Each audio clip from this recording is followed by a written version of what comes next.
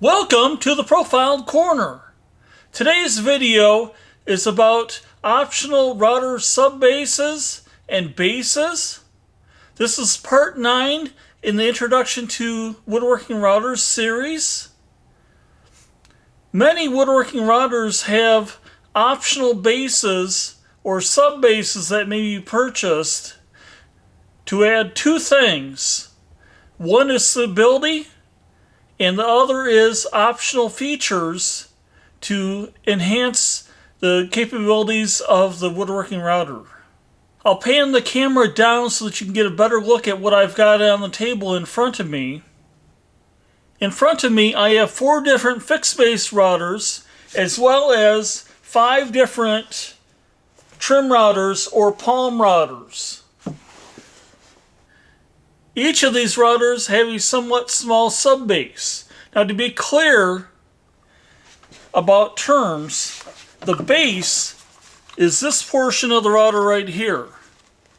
It's what holds the router motor in one position. The subbase is usually plastic, or it could even be wood, and that fits onto the bottom of the base. And it may add additional capabilities, such as allowing you to use larger diameter router bits, or it may allow you to use Porter cable style guide bushings, such as what's installed in this router. This has a Porter cable style guide bushing set up for cutting dovetails using a router. Okay, so one of the issues that you might have with routers is that they have relatively small subbases. Okay, these routers seem like they're quite stable when they're in use. Here's a Porter cable trim router.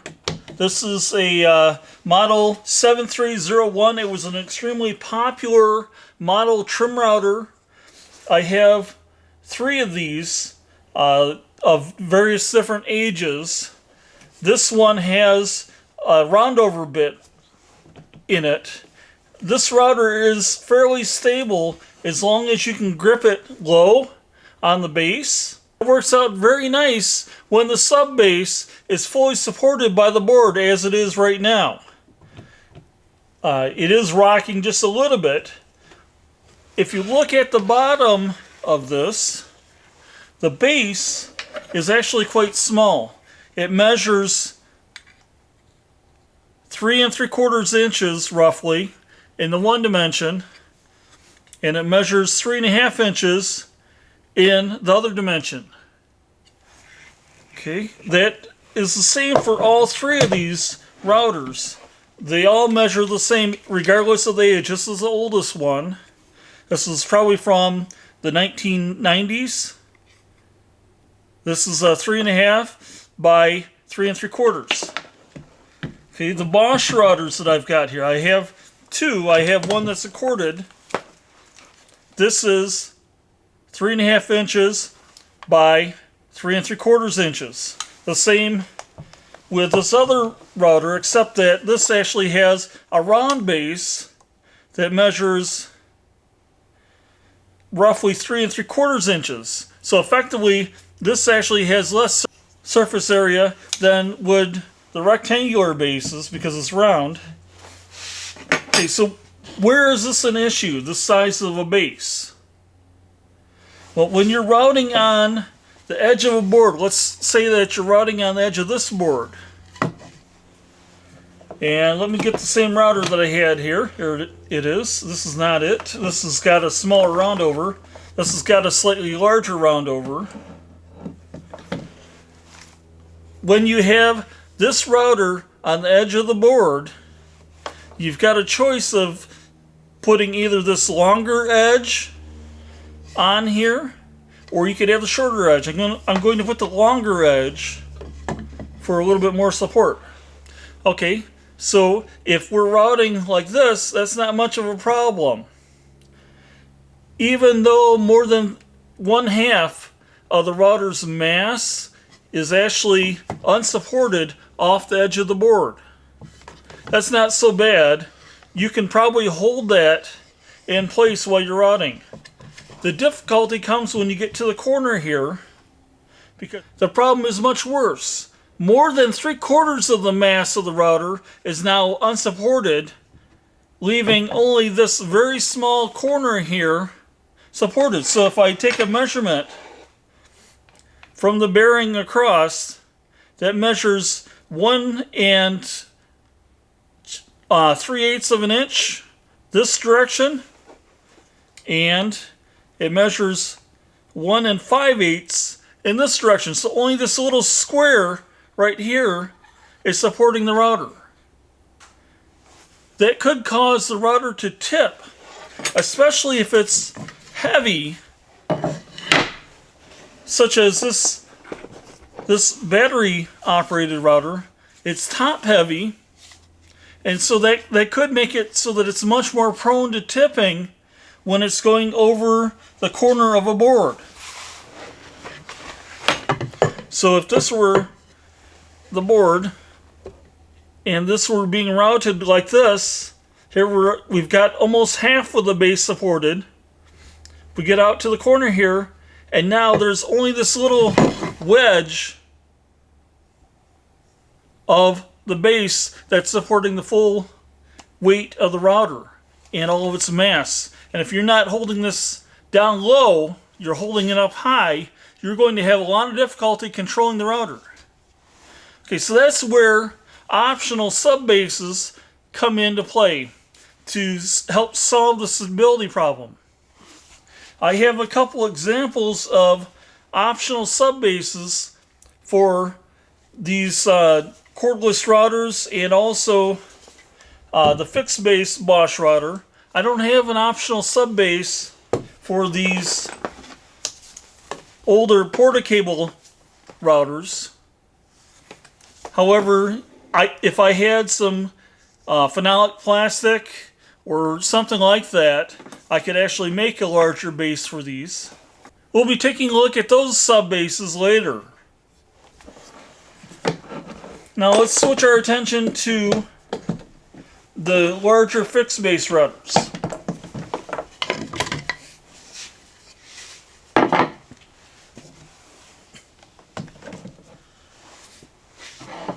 Okay, these routers tend to have a base that's quite a bit larger. Now, oddly, all of these routers that I've got in front of me have round bases. I thought for sure that I had a couple that had flat edges on them, but that's okay. We've got some Plunge routers that are like that. Okay, so here's a round base on this Bosch 1617 EVS router, and this measures 6 inches exactly for its diameter. Okay, so I have a bit mounted in here. Between the edge of the bearing and the edge of the base here, I have 2 3/4 inches. And that would be the same measurement here, 2 3/4 inches. So if I were on the edge of that same board, this small section of the router base right down here is all that would be supporting the weight of this router. And with these round grips on this router base, it would probably be difficult to control this going around a corner in some cases, unless you've got a very good handle that you can hold on to with a router. Obviously, one of the advantages that the body grip routers have, like this Milwaukee, is that you don't have to hold on to a round handle. You can stick your hand in and grip it as it's going around, and that gives you potentially much more control in the corners of a board when you're routing around a board's edge. Okay, some routers, like this porta-cable D-handle router, have an optional base pre-installed from the factory. This handle gives a lot of control, just like a body grip router does. However, this has a small subbase, just like the other routers. This sub base actually measures, it looks like 5 3/4 inches in diameter. So this has got a smaller sub base on it than the Bosch router, and it's also smaller than this Milwaukee router. This Milwaukee router has a 6-inch sub base on it. But the advantage of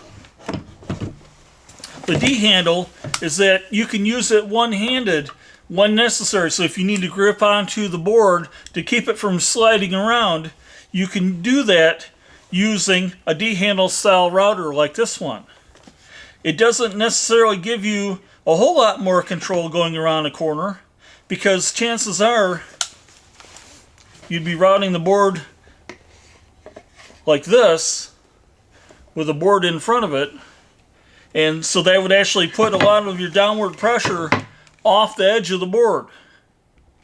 Unless you can work from the opposite direction, where you've got this D handle fully supported, then you can use the additional leverage on the D handle to keep the router from tipping when you're going around the corner or just routing the edge of the board. Okay, so that's one of the things that a router subbase replacement is intended to fix, is the stability problems. Another thing that the router subbases that you can buy may also do is add additional features.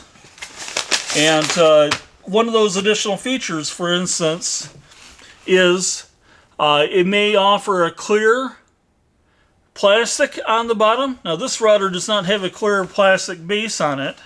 However, for a couple dollars you can buy a new subbase for this that is clear, so that you would be able to see through it. The center hole in that clear plastic subbase has a much smaller hole. It's roughly 1 3/8 inches in diameter, so that would be measured across this way here, and that allows you to install Porta-Cable style guide bushings. So that would be an advantage of replacing the subbase. You can also get other subbases, such as this one here, the Ultimate Router Base. This also allows you to install Porta-Cable style guide bushings into it, and it also has quite a few other features that we'll explore in a few minutes. Okay, the trim routers or palm routers have some optional subbases that can be purchased through Amazon. These are all made in the United States. This one is a two-handled model that's designed for this battery-operated Bosch trim router or palm router. The whole layout on it is different from the whole layout on the subbase of this unit. So this is a two-handled one that's made by Wood Grain Junkie, and it's made in the United States, sold on Amazon. Here's another subbase that has a single handle on it. This would work with this other Bosch PR20 router, and this is made by Woodhaven. They're not terribly expensive. This one obviously is not clear, unlike this one. This one is clear, and it'll also allow you to install Porta-Cable style guide bushings into it. Here's another subbase that's designed for this PR20 router.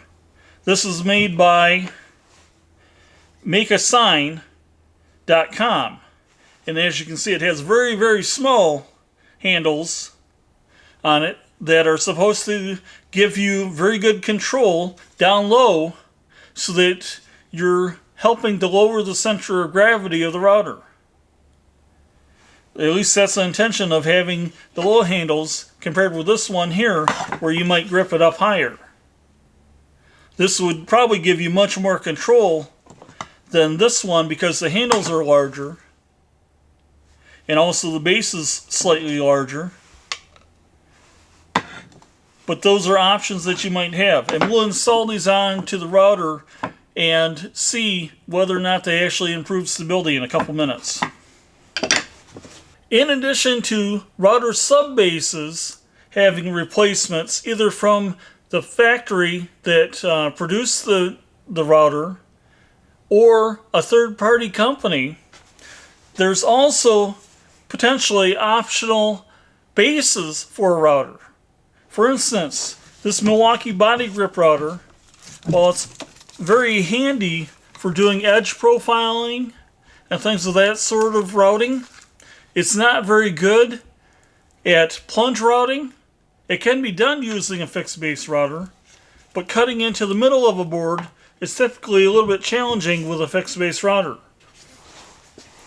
What you can do is you can buy a plunge base for the router and use that, and then this becomes similar to a lightweight dedicated plunge router. Of course, this is still a 2.25 horsepower router, just like the one that's in the fixed base, but this seems to have a slightly greater maximum depth of cut compared with the fixed base router, and it also allows additional flexibility. Now I can easily cut into the center of a board wherever necessary with this, and I can use this for doing inlays and things of that sort, just like I could do with the Bosch plunge routers in the earlier videos. And of course, the same option is available for these Bosch 1617 EVS routers. If you buy one with just a fixed base, you can buy a plunge base to go along with that, and then you can insert the router into it. Bosch also sells kits that include both the plunge base and the fixed base in the same package, and I believe that Milwaukee does that also, but the Milwaukee package is quite a bit more expensive than the Bosch package is. I would recommend against doing that, buying one of those packages, because the chances are once you buy a plunge base for a router, you'll probably never take the router motor out of the plunge base.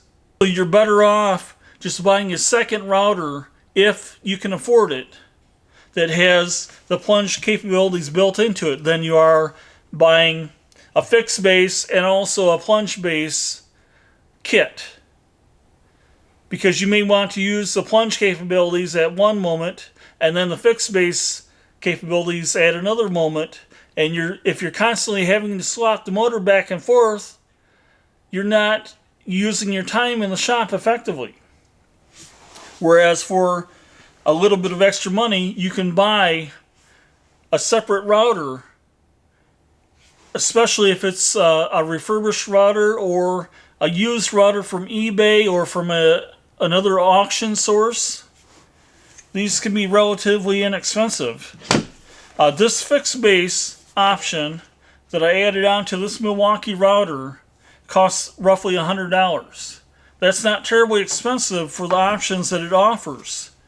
One of the challenges that I had when I bought this is that this was apparently a returned item that somebody else had tried to use with a Milwaukee cordless 2.25 horsepower router, and apparently this base did not fit that router. And so I didn't get all the packaging, and I wasn't sure if I had everything that was supposed to come with it.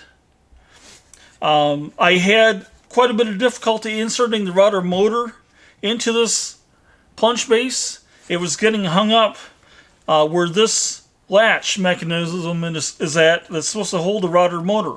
I had actually tried, I believe, 6 different Milwaukee routers, like this one here, trying to get the router motor to get past that clamp, and I couldn't do it using any of those, regardless if the motor was made in China or if it was made in the United States. It couldn't get past this clamp. Eventually I went back to the first router and I used a screwdriver to help wedge it into place, and then I was able to get the motor to drop down. And since then, it seems to be working fine. And because of the difficulty of trying to get it into the plunge base, I'll probably never take this 2¼ horsepower router motor out of this plunge base now. And you may find that you would have a similar experience. It's sometimes a little bit challenging to get these router motors out of the plunge base as well. As a matter of fact, today is the first time that this router motor has actually been in the fixed base since I bought this package back in the end of December of 2024. I only put it into here for this video because I never use it essentially in the fixed base, because I have other routers that work just as well, if not better, in a fixed base fashion than this router. Okay, so sub-bases, there's options for those. Bases, there are options for those. There's similar capabilities for these types of routers. Okay, I'm going to get the surface cleared off here, and I want to show you some of the capabilities of this ultimate router base insofar as what it can do. This is not an advertisement for the ultimate router base. It's just one that I bought after reviewing the capabilities of that router base and comparing it with the one that's offered by Woodpeckers. I've looked at both of those bases, and I decided to go with the ultimate router base.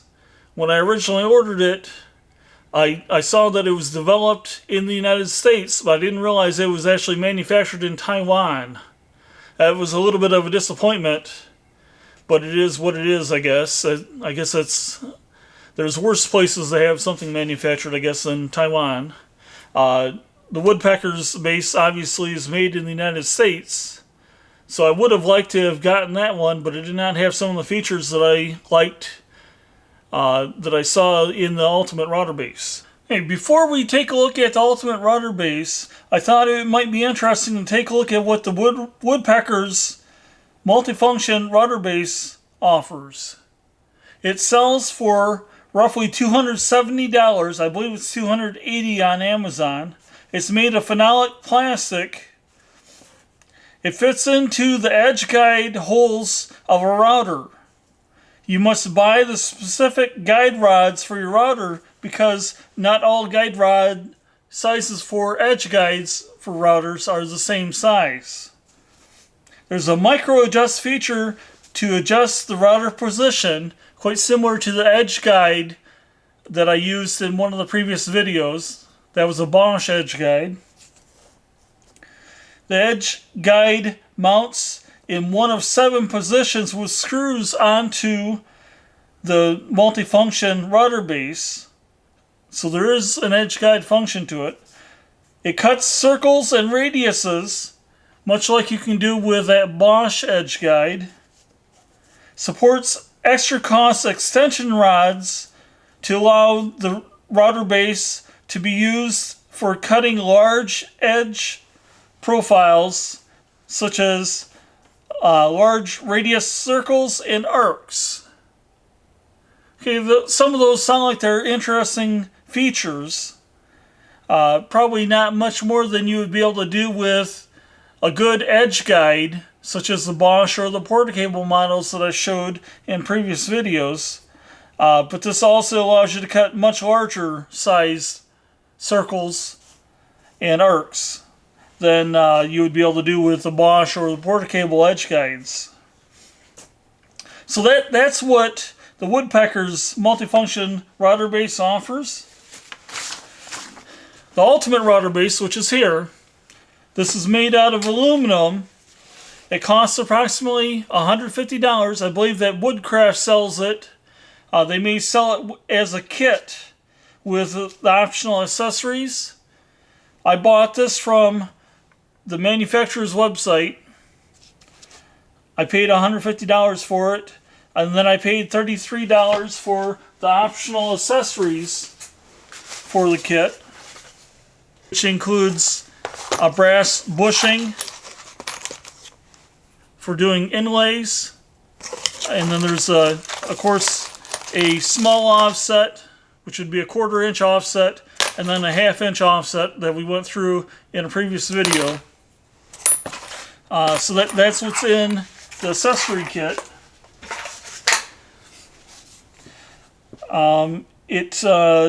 By default, it accepts Porter-Cable style guide bushings in addition to what's available in that set. There's 2 side slots in here on each side that allow attaching fences underneath. Let's see, there's also self-centering mortise pins for cutting mortises. So in other words, on the bottom here, you can insert a pin into this location and into this location, and when you twist it onto a board, you can cut a mortise down the center of that board. The board can be up to roughly 2 1/8 inches wide. To be able to use the centering pins here, we'll take a look at that later. So that might be a useful feature.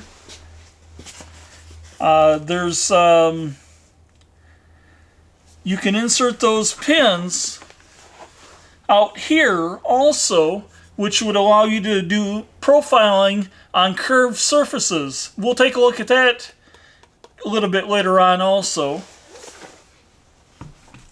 You can install a shim board underneath, which is what I've done here. I don't know why this is called a shim board. It's just a piece of black walnut that I cut to match the profile of the base. And it's set back from the bit roughly a 1/2 inch right here in the center. The manufacturer's videos show that you might want to have these slope backward instead of having this straight across like I've done here. But we'll be using that in just a minute. There's a round section that has a radius of 4 1/2 inches. So in other words, the distance here from the center of this bit out to this rounded section is 4 1/2 inches. Okay, it's a 1/16 inch less than that along this edge here. So in other words, if you were to set it so that your bit's going to be roughly 4 1/2 inches away from the edge of this bit, and you run it along here, then you can make a roughing pass. You use this edge over here, you'll be taking off a 1/16 of an inch more from the cut. So this would be like a finish pass if you're using this edge over here. So there's a variety of different things you can do with this. You can also, of course, like we did in the previous video, cut circles with this by using the center section here. You can also install a fence into the center section. In addition to that, you can take this handle off and you can actually use a long bar or a long arm that stretches across here to cut a very large diameter circle. So there's a lot of options that this has that the woodpecker's base does not have, and that's why I went with this. Even though I would have preferred to buy something that was made in the United States. At least this was designed in the United States. So I've got a sample board here. This is a piece of Baltic birch plywood. It's actually a reclaimed piece of Baltic birch plywood that was at one time a door. What I've done is I've installed a 3/4 inch by 3/4 inch black walnut board on the front to hide the edge of the plywood, and then I've installed 2 1/2 inch diameter plugs in here to simulate plugs that were inserted to cover screw holes. And obviously, because I use black walnut, they would contrast against this birch and make a nice looking profile potentially. Okay, we've got a slight problem though, because this black walnut is 3/4 by 3/4. It's actually thicker than the 3/4 inch Baltic birch plywood by a little bit. as you can see here. It's ever so slightly thicker, and so we've got to take care of that, and we'll do that by using the ultimate router base with just a black walnut board on the bottom. With this setup, what I can do is I can sneak up on it and flush trim this black walnut board back to the surface of the birch. So I can sneak up on it. Right now I have it so that the bit is nowhere near the surface of this birch. What I want to do though is I want to drop it down. I'll use a sheet of paper here as a spacer, and I'll bring it over, and then I'll drop the plunge down. Okay, so I need to drop this down so that it touches the paper, but not so hard that I don't want it to cut through the paper. I just want it to touch.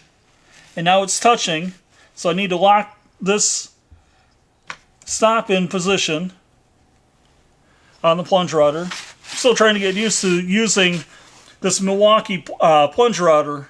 It's a little bit different than the Bosch. This power switch is in a different position. The Bosch 1617 plunge router, as I mentioned in a previous video, will not mount directly to this ultimate router base.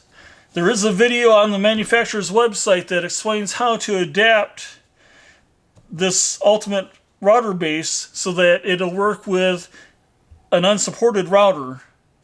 The Milwaukee router is supported in both the fixed base and the plunge base configuration, whereas the Bosch 1617 is only supported in a fixed base. Okay, so I have it set now so that it should just be above the wood here. So now I should be able to sneak up on this plug and knock that out so that it's flush with the surface, or just slightly above.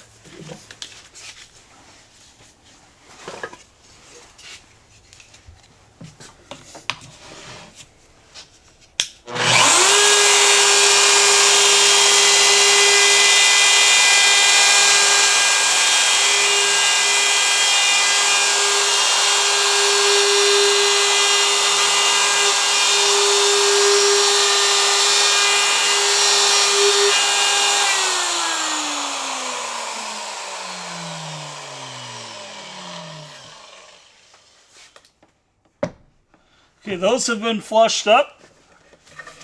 And as you can see here, that's essentially a perfect flushing job using that paper trick.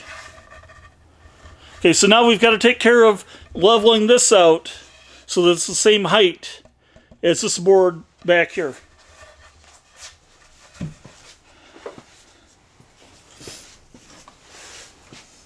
And I think what I'll do is I'll actually turn this around like this so that it's a little bit easier for me to use this base so that I can use it when I'm standing back here. Okay, so we're going to flush this up now.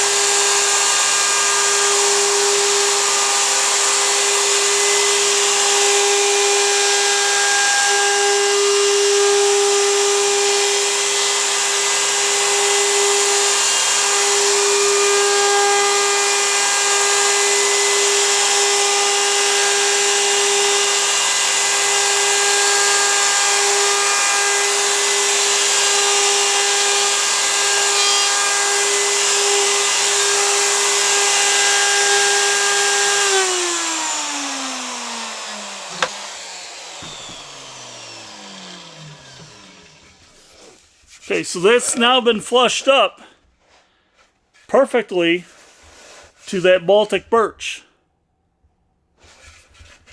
And it was just that easy using a shim board.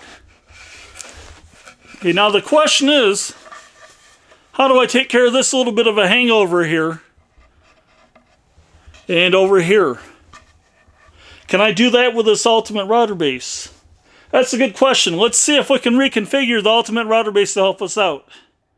Okay, here I have some hardware that was included with the ultimate router base. There's two little star knobs and two little bolts that look like this here.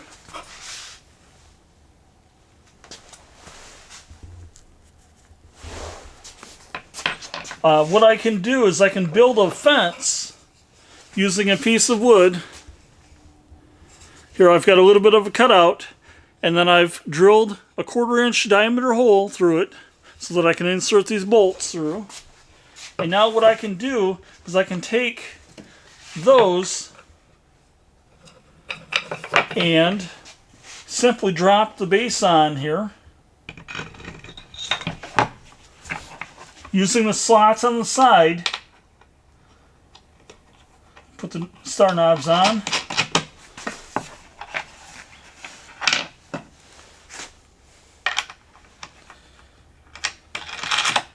Yeah, I should unplug this router, by the way, because I'm going to be tipping it over. I want to make sure I don't trigger something. Okay, so I've got the base put onto there. Now what I need to do is I need to make sure that the base is aligned with where the router bit's going to be coming out. Okay, so now I've got the router here tipped over. There's the router bit. Here I've got the edge guide. So what I can do is I can make sure that if I use another board here, put it on like that, and now I should be able to tighten down these knobs, and I've just turned this into a flush trim bit.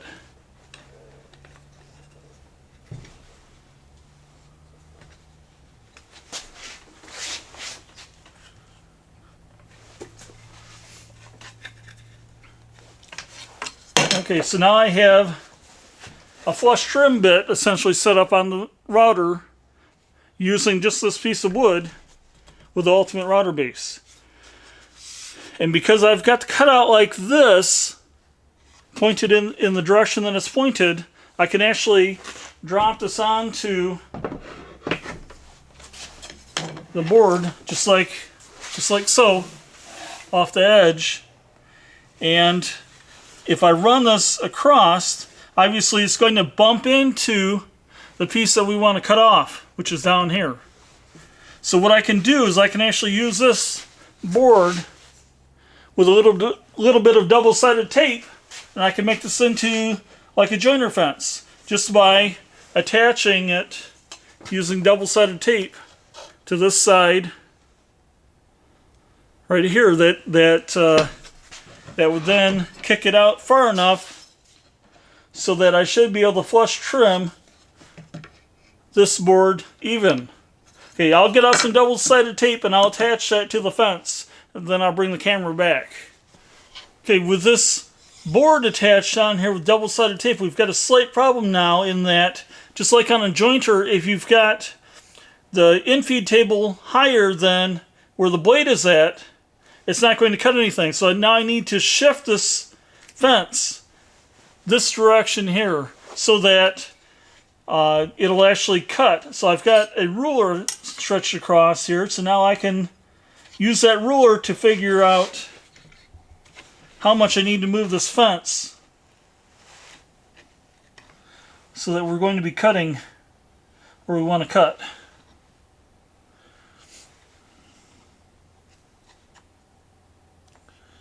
Yeah, that should do it right there, I think.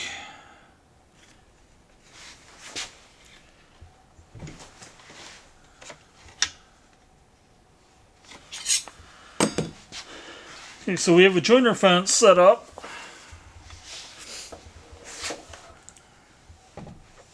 That'll be used like so. I need to get this off the edge of the workbench.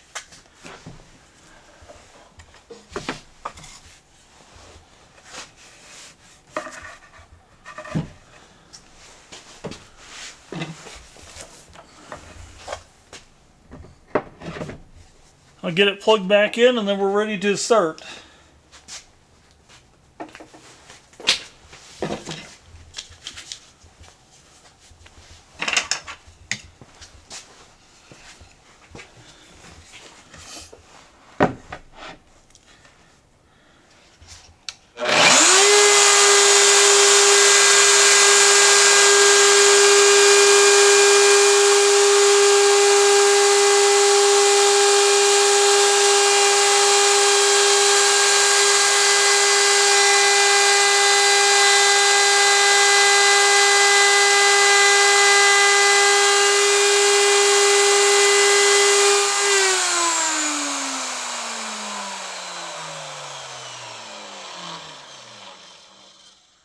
And obviously trying to run this router backwards so that you're not blocking the camera makes it a little hard to find the power button to shut it off. But there you can see we were able to trim that back so that it's flush. Nice and easy. Now for this other end over here, we'll actually have to have this upside down so that I don't have to move this small board over to the other side. I can leave it right where it's at. Trim this one up now also.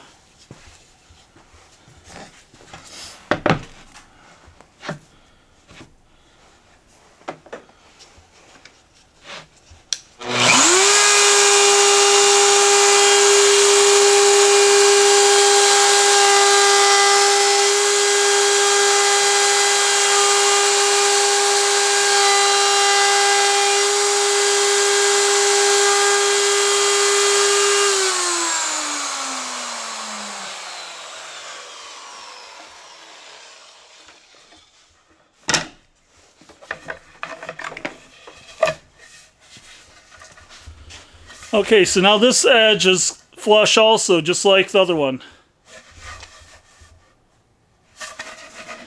So that's one use for this particular Ultimate router base. Let's take a look at a couple more uses. Okay, assume that you'd like to make a 1/2-inch slot near the end of a board. You can actually do that using the same fence that we used before. But this time I have it switched around so that it's facing this direction. Now you don't get a whole lot of capacity here as an edge guide.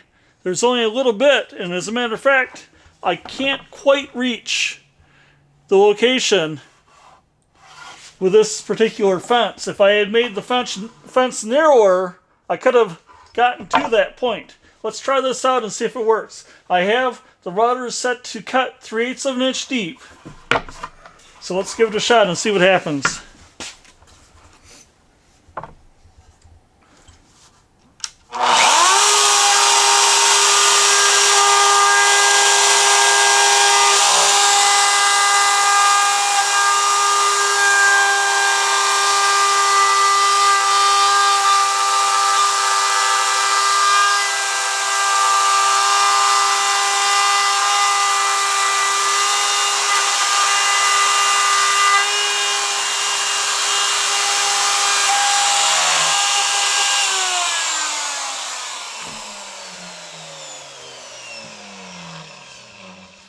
Okay, so there's the cut, and it's nice and straight, just as if I had used a regular edge guide. And as I mentioned, I wasn't able to quite get it to go all the way in where I'd intended for it to cut, but it did cut smoothly using just a board as an edge guide. So what do you do if you need more capacity than that? Well, what you can do is you can create a board that looks like this and use that in the slot back here.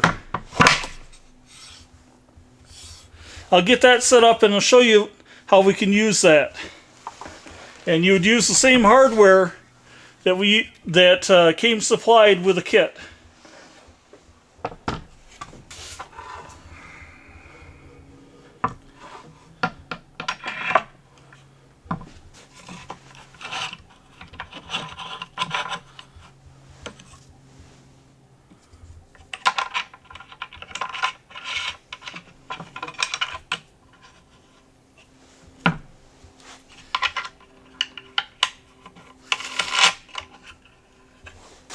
Okay, I have the board installed onto the base, and because this board is only 2 inches wide, what I had to do is I had to install one of these star knobs upside down, and I installed the other one right side up to allow them both to fit.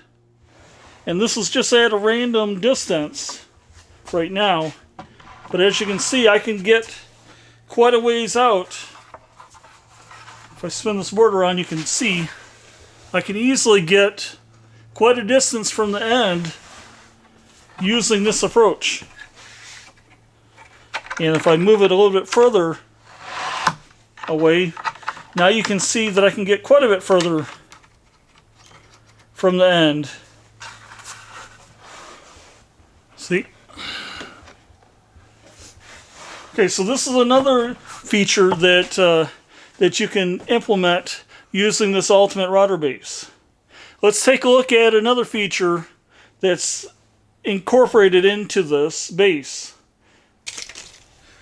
Suppose you have this 18-inch diameter circle that we cut in one of the previous videos, and you'd like to put a profile on the edge of this board, or to put a profile in here at a fixed distance from the edge of this board, for instance for an inlay or something like that, potentially using an 1/8 inch spiral bit like this one here,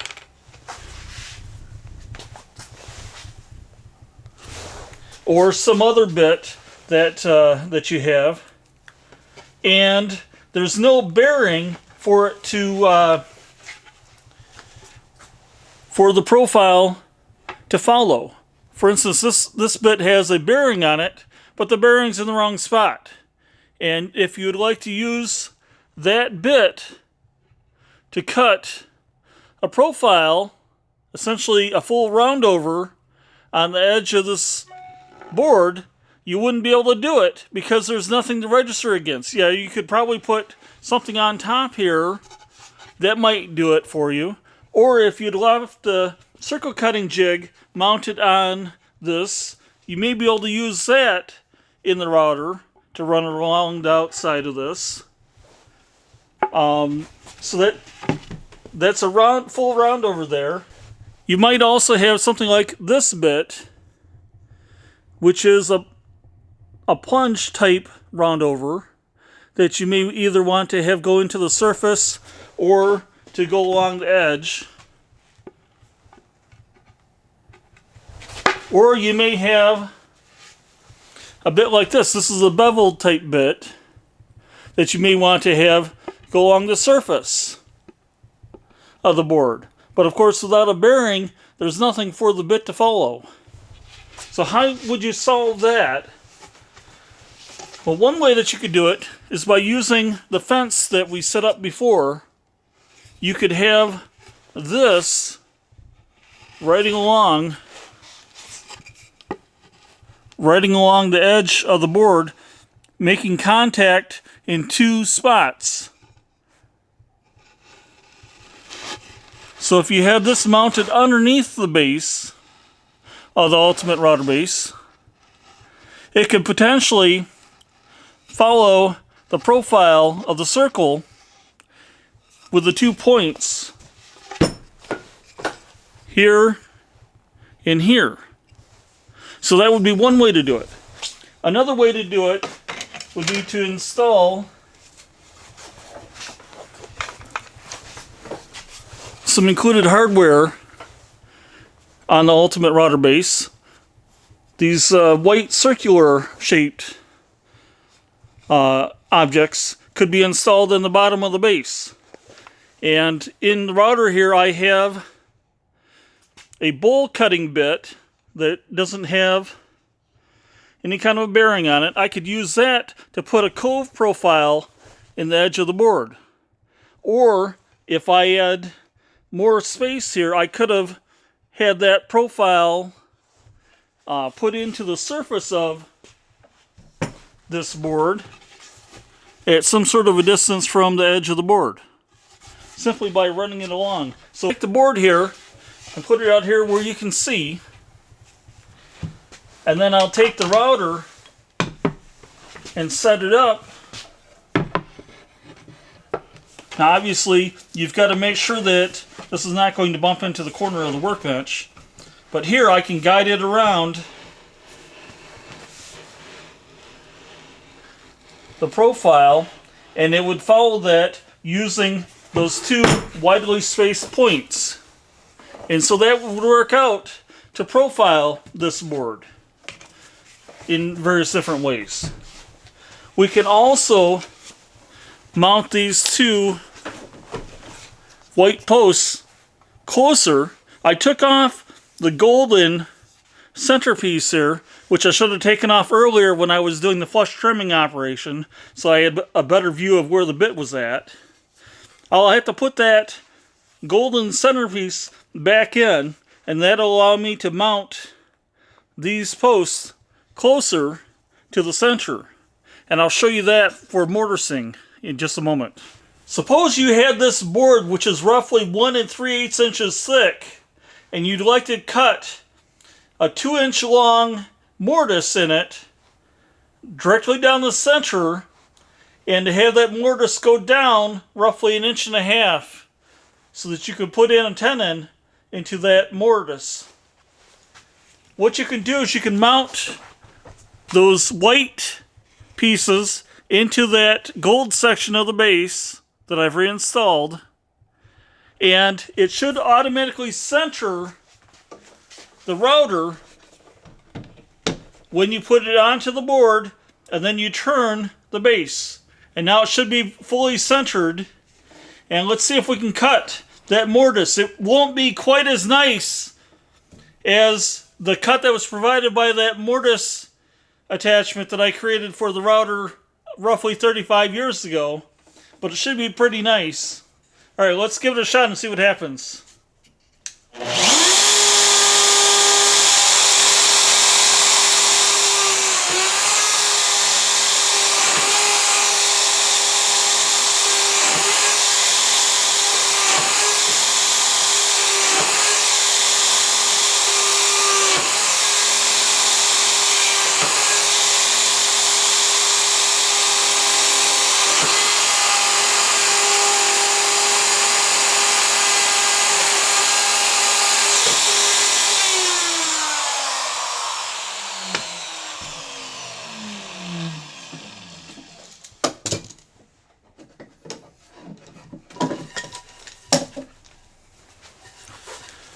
Okay, so here's the resulting mortise, and I would say that that's every bit as good as the mortise that was created by my 35-year-old jig.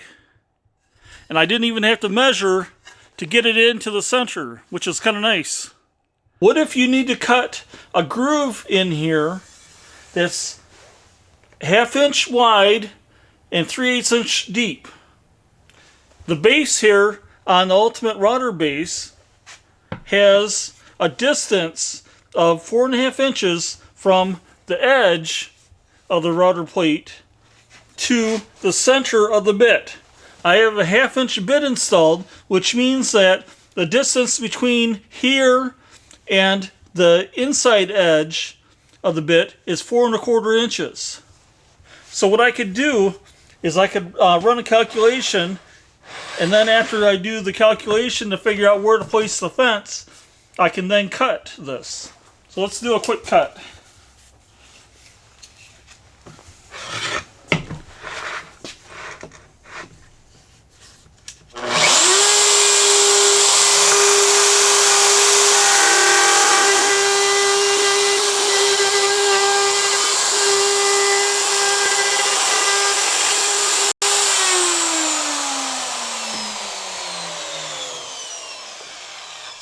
Okay, so we've got our board cut now.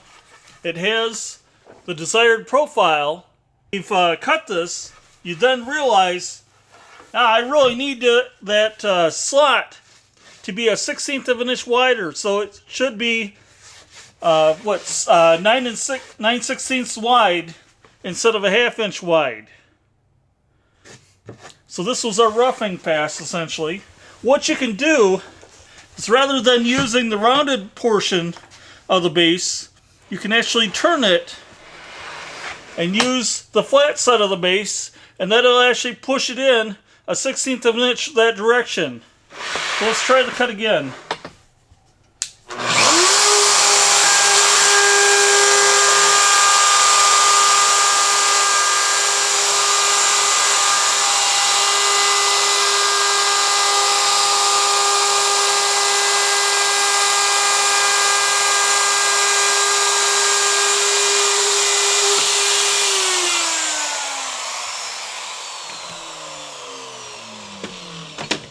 Okay, so now the cut should be 9/16 inches wide instead of a 1/2 inch wide.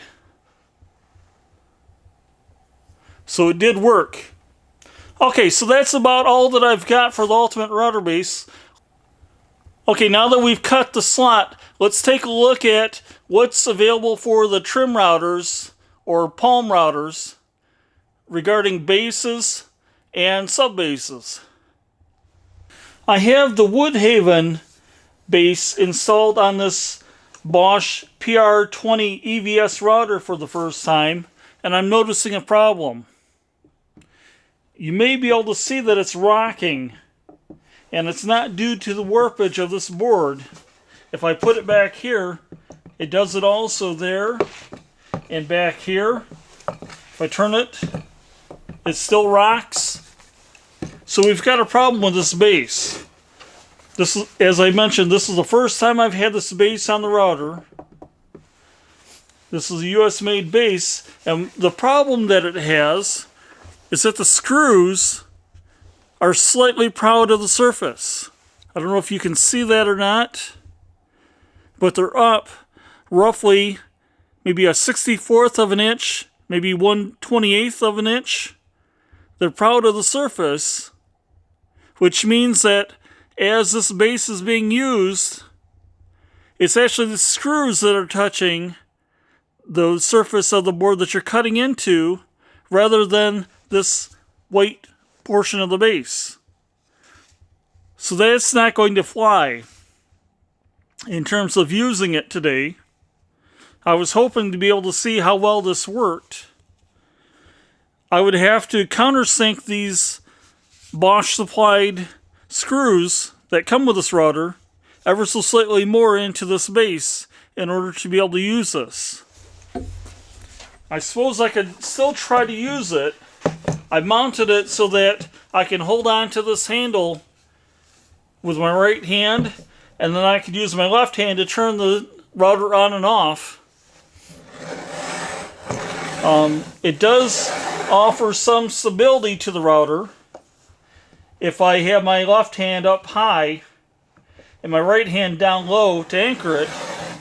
But as you can see here, it's scratching up the surface quite badly of this board. So I'm going to take this base off, and I'll try the other base that I have for this router, which is this from Make a Sign. And we'll see if that works out any better than this one from Woodhaven. Yeah, I've got the base installed from makeasign.com, and if I move it around, it does not tip at all. It's very stable, which is what you want in a router base. As you can see here, the screw holes were cut deeply enough so that the head is not protruding on the screws. So that's a very good sign. So I'll put a bit into this router, and then we'll try it out and see how it aids stability when cutting. I've put a 1/4 inch chamfer bit into the router. Let's see how stable this is now going around the corner of a board.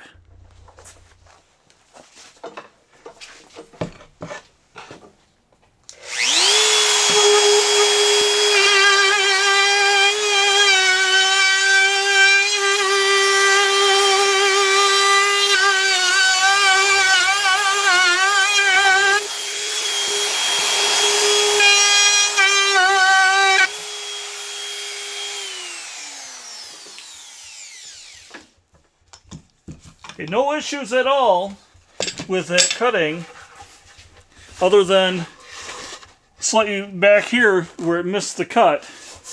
Even when I had to take my hands off the knobs, which were intended to keep the pressure low, I was able to use just one hand with my hand up high on the base, and it was still very steady going into the corners, where previously it would have been very hard to control that router going through the corner due to the amount of the base that would have been hanging off the edge of the board.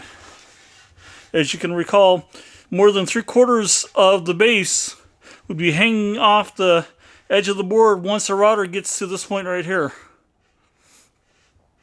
So that's not a problem with this base. Now, this base is primarily designed for cutting engraved signs using a palm router or trim router, whichever you want to call it.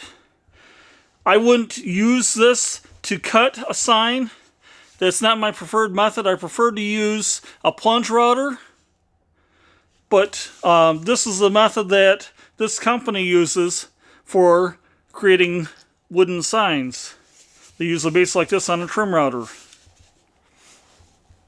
Okay, let's take a look at some other options for this battery-operated router. I've removed the battery so that I could safely install a base on this without the risk of tripping the power switch that's on this by accident.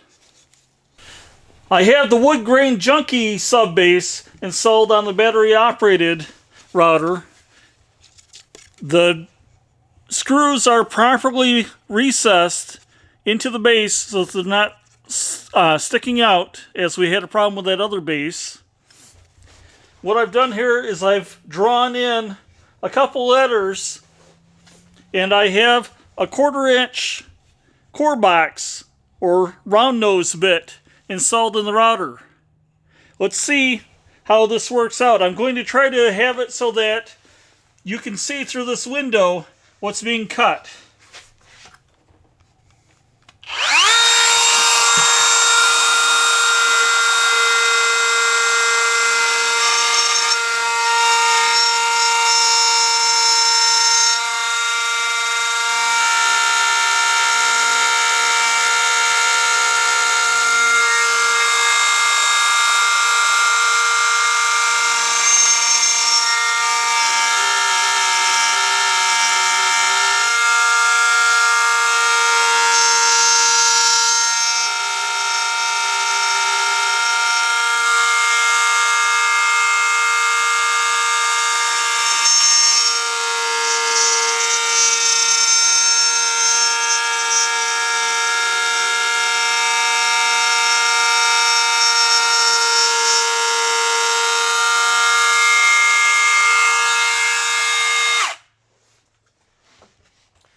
Okay, that does work.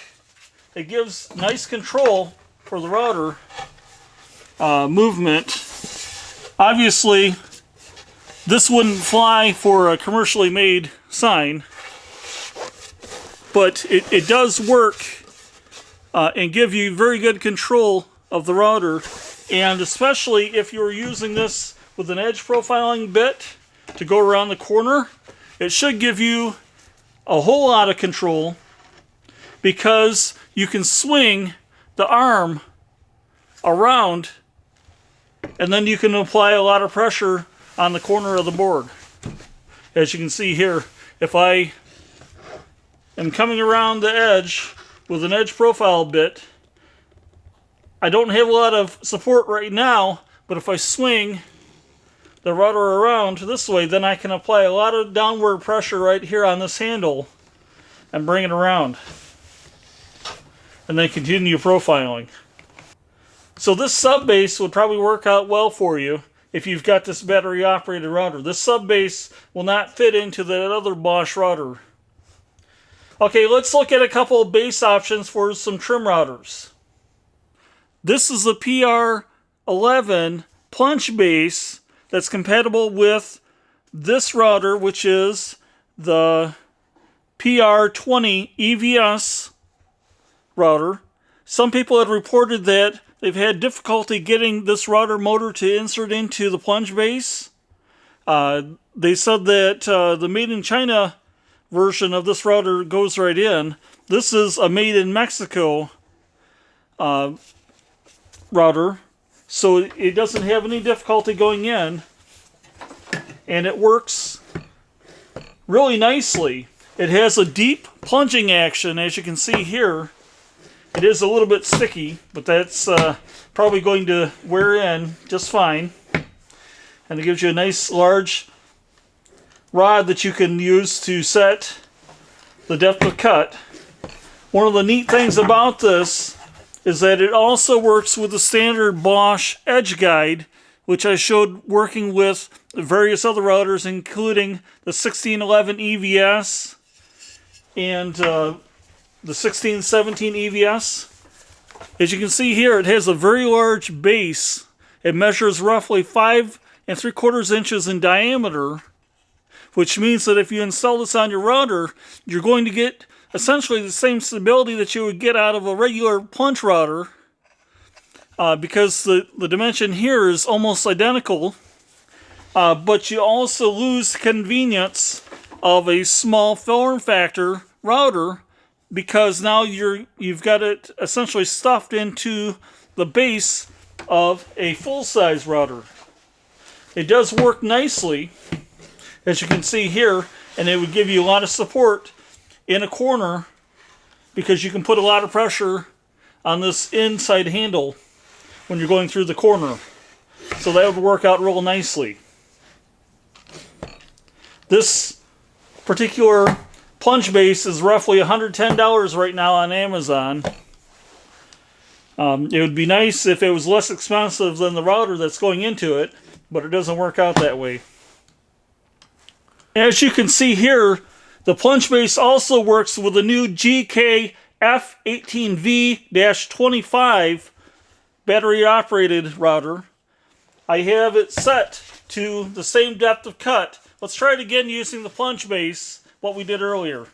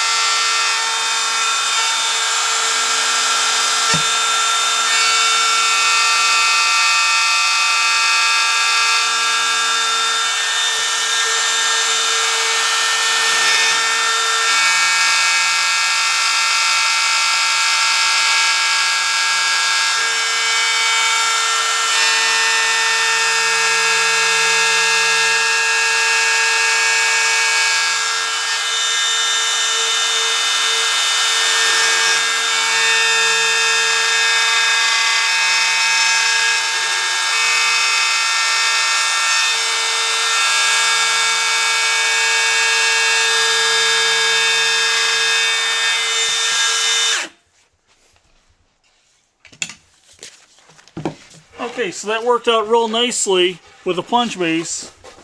That's quite a bit easier to use than a fixed base would be with this particular application. So that's pretty nice.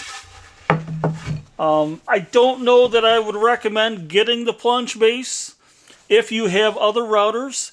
If you only have one of these trim routers or palm routers, whichever you want to call it, this might be a good option for you, because this would be much more safe to use for cutting circles and things of that sort, where you've got to make inside cuts, than would be a fixed base version of this. If you have a larger router that is already plunge base compatible, I would recommend not getting this plunge base for your trim router, because essentially this takes up the same footprint as your regular full-size plunge router. So you lose the advantages of the trim router, and you're limited to just a 1/4 inch shank on the collet. It does have a nice light in this particular router, which is handy, but I would not recommend getting the plunge base for this particular router, or for that other trim router, because once again, this was $110. This router, when I bought it at Lowe's, I got a free battery with it, and it was $150.